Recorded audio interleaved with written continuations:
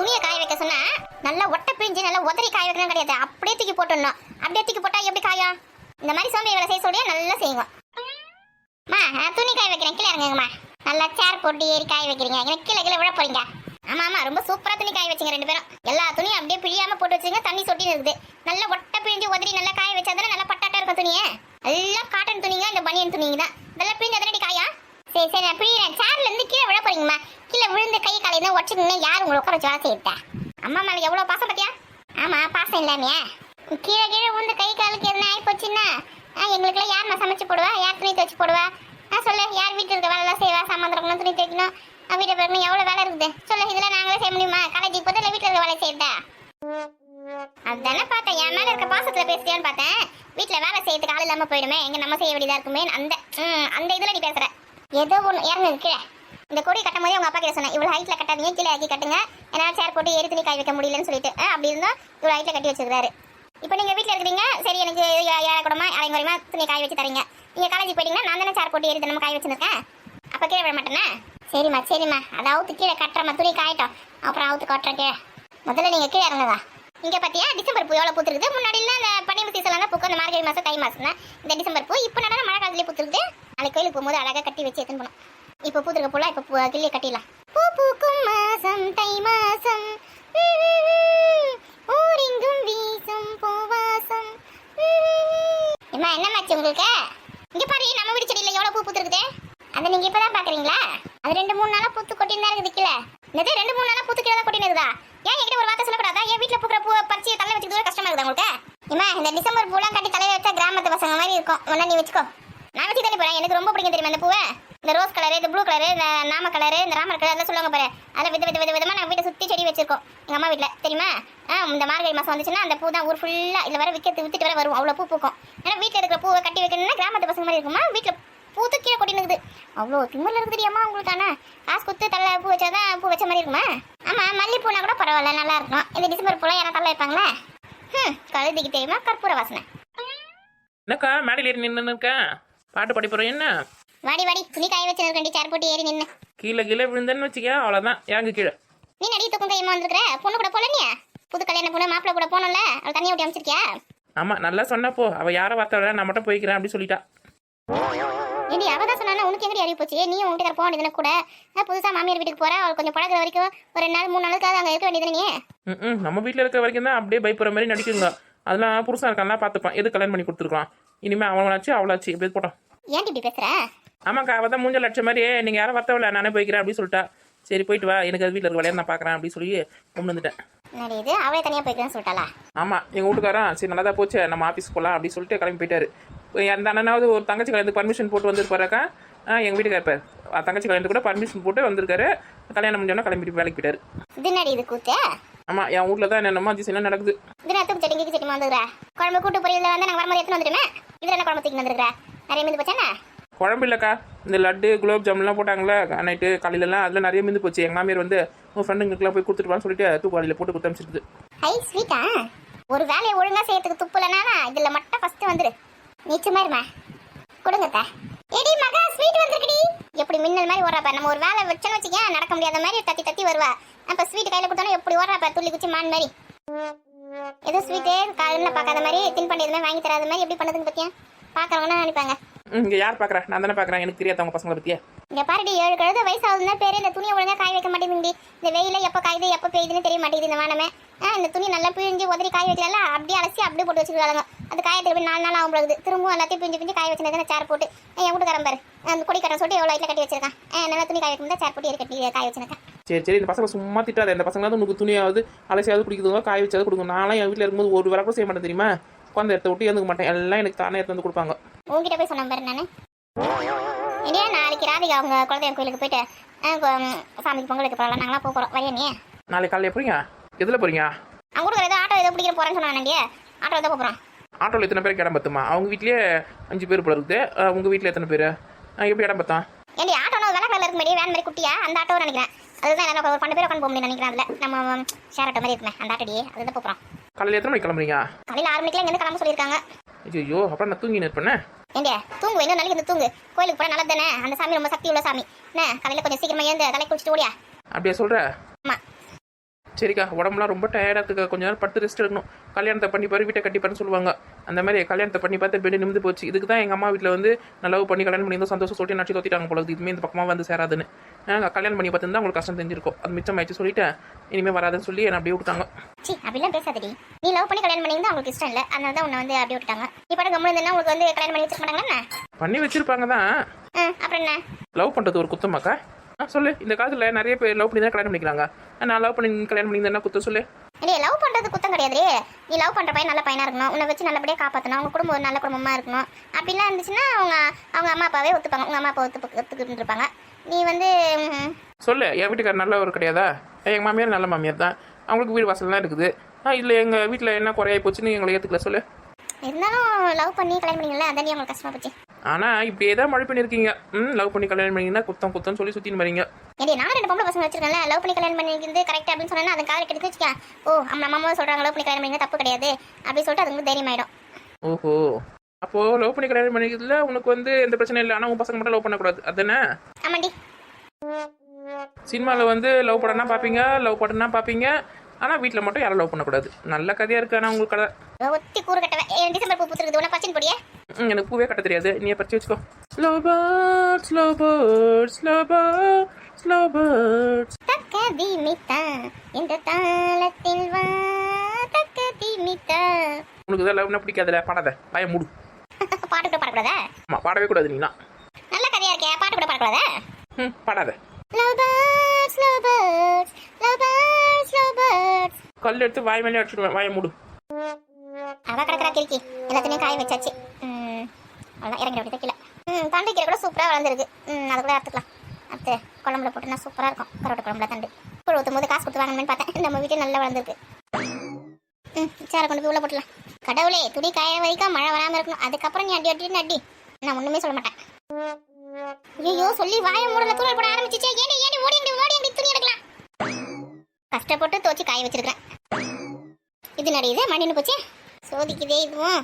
ஏமா, துணி காயிற வரைக்கும் மழை வரக்கூடாது. எல்லாம் நல்ல துணி, கல்யாணத்துக்கு போட்டு வந்த துணி. இந்த வானத்தை நம்பி என்ன மாதிரி துணி கூட துவச்சி போட முடியல. எப்போ மழை பெய்யும் எப்போ காயினே சொல்ல முடியலையப்பா. திக்கு இருக்க வேண்டியதாக இருக்குது. ஒரு நிமிஷத்தில் படப்படன்னு ஆகி போச்சுடியம்மா. சரி, இங்கே இருக்கட்டும். திரும்ப தூரல் போடுச்சுன்னா ஏறி துணி எடுக்கணும். இங்கே பாரு, இங்கே ஒத்தி நாள் பட்டு நடக்கா. 2 பேரும் இங்கே வந்தாலுங்க பார்த்தியா, வெளியில் துணி எடுக்க சொன்னா மழை பெஞ்சா போயிட்டோம், நஞ்சா நினைட்டோம், உள்ளே இருக்கிறாங்க பொழுது. ஏண்டே நடி பண்ணுறீங்க 2 பேரும் உள்ளே புந்துங்களேன். இந்த மனுஷன் வேறு காலையில் 6 மணிக்கெலாம் கிளம்ப சொல்லியிருக்காரு. பொங்கல் வைக்கிறதுக்கு தேவையான சாமான் இப்போ எடுத்து வச்சாதான் காலையில் எழுந்துக்கிறதுக்கும் குளிக்கிறதுக்குமே சரியாக இருக்கும். இந்த ஒரு கட்டப்பை 10வது பிளவு எல்லாத்தையும் வைக்கிறதுக்கு.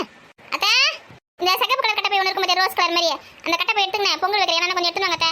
அப்படியே பொங்கல் மேலே முறதுக்கு ஒரு தட்டு, ஒரு கரண்டி, அதுக்கப்புறம் வந்து நெய் ஊற்றி சுட வைப்போம் பார்த்தியா, முந்திரி தச்சலம் போகிறதுக்கு, அதுக்கு ஒரு கிண்ணம், அது எல்லாமே பார்த்து கரெக்டாக எடுத்துன்னு வந்துருங்க. வர எதுவுமே எடுத்துன்னு போகாமல் அங்கே உட்காந்து நாட்டமாக பேசினிருக்கேன். வாங்க நீங்கள் சமையல் ஒன்று இருக்கீங்க, அங்கே தானே எல்லாமே எடுத்துன்னு வாங்க. என்னதத்தை வீட்டில் இருக்க மொத்த பாத்திரத்தையும் வாங்கி வந்துருக்கீங்க. பொங்கல் வைக்க தானே உங்களுக்கு பாத்திரம் எடுத்துன்னு சொன்னேன். ஏண்டியா, பொங்கல் மட்டும் வச்சா போதுமா? அங்கே ஹோட்டலுக்கு தான் எது இருக்குது, ஒன்றும் இருக்காது. அங்கே தான் நம்ம சமைச்சு சாப்பிடணும். அதுக்கு தான் இத்தனை பாத்திரம் எடுத்து வந்துருக்கேன். எல்லாத்தையும் பேக்கில் போட்டுக்கோ. என்னது, அங்கே தான் போய் சமைச்சு சாப்பிடணுமா? மண்டியாது சரி, என்ன கிராமம், அங்கே ஹோட்டல் கிடையாது, எதுவும் கிடையாது. இல்லை காலையில் சாப்பாடு செஞ்சு எடுத்துன்னு போறியா? இல்லை பொங்கல் மட்டும் சாப்பிட்டு வந்துடலாமா? காலையில் எழுந்து சமையல் எங்கே எடுத்து செய்யுது? எங்கள் அக்கா கிட்ட சொன்னாலும் புளி சாதம் காரி எடுத்துன்னு வரும். என்ன பண்ண போறா? நீ தான் சொன்னோம் அங்கே போய் சமைக்க போறியா, இல்லை இங்கே புளி சாதம் காரி எடுத்துன்னு போறியா? எங்கள் அக்கா கிட்ட சொல்கிறேன், சாப்பாடு கலக்கி எடுத்துன்னு சொல்லி அது எடுத்துன்னு வந்துடும்.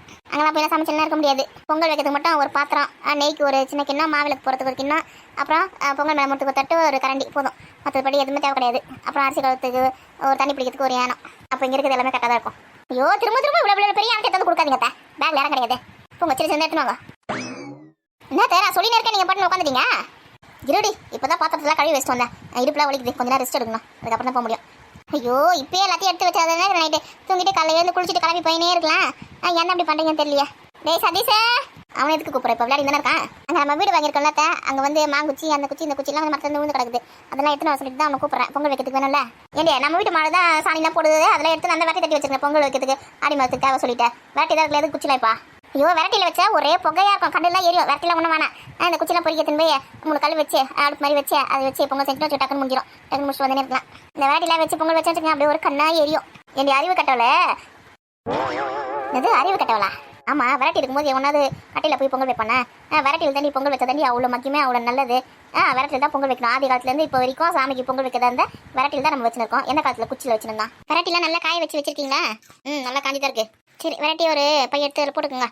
அப்புறம் மஞ்சள் குங்குமம் முந்திரி திராட்சை அப்புறம் ஏலக்காய் நெய் அரிசி பருப்பு அப்புறம் மாவிளக்கு போகிறதுக்கு அரிசி மாவு ரெடி பண்ணிக்கணும் அத்தை.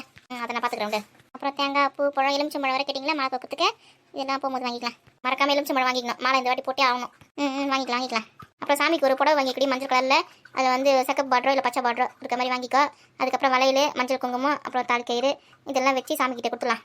நீங்கள் வேறு நம்ம லிஸ்ட்லாம் போட்டு போயிருக்கீங்க. இதெல்லாம் எப்போ போய் வாங்குறது? ஏனி நம்ம நாளைக்கு பாட்டு தானே போகிற வழியில் ஆட்டோ நிப்பாட்டி டக்குனு போய் வாங்கி வந்துடுறேன். ஆமாம் உங்கள் பிள்ளை தான் அமைதியாக இருப்பார். நம்ம கடைக்கு போய்ட்டு வர இருக்கும். வேறு என்ன பண்ண திருப்பி போய் வாங்கி வந்துடுறியா? அவசரப்பட்டு நான் வேறு பிரியாணி வேறு சாப்பிட்டேன். எங்கே இருந்ததை போய் வாங்கி வரது? சரி நாளைக்கு போகும்போது வாங்கிக்கலாம். அதுதான் நானும் சொன்னேன். அவனெல்லாம் அப்படிதான் அடிக்கணும். யாரடி அடிச்சுட்டு வந்த? சதீஷை தான் நான் அடிச்சிட்டேன். உங்கள் 2 பேருக்கும் இதே வேலை தானே. அடிச்சின்னு பரவாயில்ல ஒரு வேலையை வச்சுன்னு சுற்றி நிற்கிங்க. அவன் நம்ம சும்மாவே இருக்க மாட்டேங்கிறான். என் முடியை பிடிச்சி இழுக்கிறான். அதனால தான் அடிச்சிட்டான் அவனை. நான் அழுதுன்னு இருக்கான். சஞ்சு அண்ணாவெல்லாம் அடிக்கக்கூடாது சொல்லியிருக்கல பாட்டி. அவன் தான் முதல்ல என் முடியை பிடிச்சி என்ன அமக்கலாம் பண்ணான். அதனால தான் நான் அடித்தான் அவனை. நான் அவனை சும்மா அடிக்கல. இங்கே பாருங்க என் முடியல எப்படி கலைஞ்சு போயிருக்கு. காலையில் நீங்கள் எனக்கு எவ்வளோ தலை அழகாக வாரி விட்டீங்க. எல்லாத்தையும் கலைச்சிட்டான். சரி வா பாட்டி வாரி விட முடியா பாரு தலையில் எப்படி கலைஞ்சு போயிருக்குது. அண்ணாவெல்லாம் அடிக்கக்கூடாது என்ன? இல்லை பாட்டி அவன் தப்பு செஞ்சால் நான் அடிப்பேன். நான் நீ சொல்ல பற்றி கேட்க மாட்டேன். சரி பசி பேத்தணும். தலை வாரி விட்றேன். தலைலாம் அப்புறமா வாரி விடலாம். நான் சொன்னதில் எடுத்து வந்து கொடுங்க. முதல்ல பேக்கில் வச்சுட்டு ஒரு வேலை முடிச்சிடும். ஆமாம் தலைலாம் அப்புறமா வாரிக்கலாம். நான் விளையாட்டுக்கு போகிறேன். என் மேலே முடியல கிடியில கை வைக்கிட்டான். அப்புறம் அவனுக்கு இருக்கு பாரு. டேய் சதீஷே. இவ தான் அவங்கிட்ட சண்டைக்கு போகிறேன். அப்புறம் அவன் அடிச்சிட்டான்னு சொல்கிறான். நீ என்ன கேட்ட?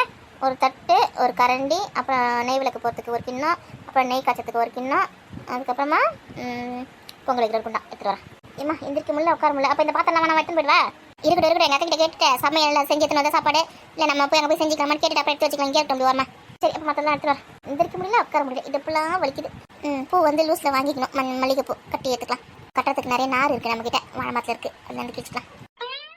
அந்த பள்ளிக்கு ஒன்று கூட கொடுக்கக்கூடாது. என்னது அது துப்பு சட்டி? யாரு பெரியமா கொடுத்தாங்களா? இல்லைம்மா பெரிய பொண்ணு அத்தை கொடுத்தாங்க. அவள் கொடுத்தால எங்க அவங்களுக்கு நிறைய வேலை இருக்கா. அதனால என்ன கொடுத்துட்டு போயிட்டாங்க. என்ன இருக்கு அதில் காட்டு? லட்டு குலோப் ஜாம் ஸ்வீட்லாம் இருக்கா. கல்யாணத்தில் நிறைய மிஞ்சிச்சா அதனால எடுத்து வந்து கொடுத்துட்டு போயிருக்காங்க. உங்கள் அப்பா அதை சொல்லியிருந்தாரு. எடுத்துன்னு போக சொன்னாங்க. நான் தான் வந்துட்டேன் அப்படி சொல்லிட்டு அதான் தூக்கில் போட்டு எடுத்து வந்து கொடுத்துருக்கா பொழுது. இதுல இருந்து சஞ்சுக்கு ஒன்று கூட தரவே கூடாது. அவ என்ன அச்சா தெரியுமா? ஏன்னா அவ்வளோ சின்ன பாப்பா தானே. அவளுக்கும் 2 கொடு. நான் ஒன்று கூட தர மாட்டேம்மா. என்கிட்ட வந்து கேட்க வேணாம்னு சொல்லுங்க.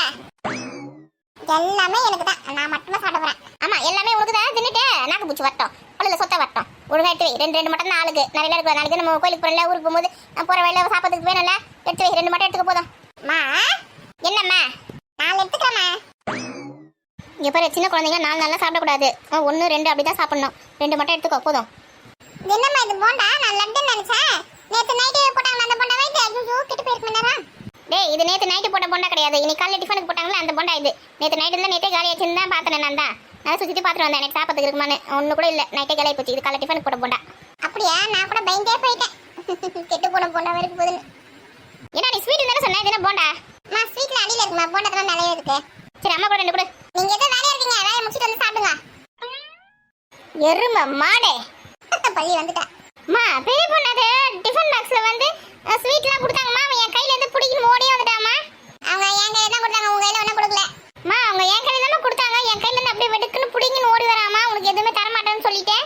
ஐயோ உங்க சண்டை இருக்குதே பெரிய சண்டை. என்ன கொடுக்க சொல்லுங்கம்மா. எனக்கு முடியாது. உனக்குலாம் ஒண்ணு கூட கிடையாது. சும்மா வேடிக்கை பார்த்துட்டு போ. அவனை முடிய பிடிச்சி அடிச்சிருவோமா நானே. சொல்லுங்கம்மா. நாளைக்கு கை படட்டும். அதுக்கப்புறம் இருக்குது பாரு. அவனை அவசரப்படாத கோவப்படாத. நான் உனக்கு வாங்கி தரேன். அமைதியா இரு. உனக்கு கிடையாது. எப்படி வெறுப்பேத்துறான் பாத்தீங்களாமா? டேய் தங்கச்சிக்கு 2 கூட.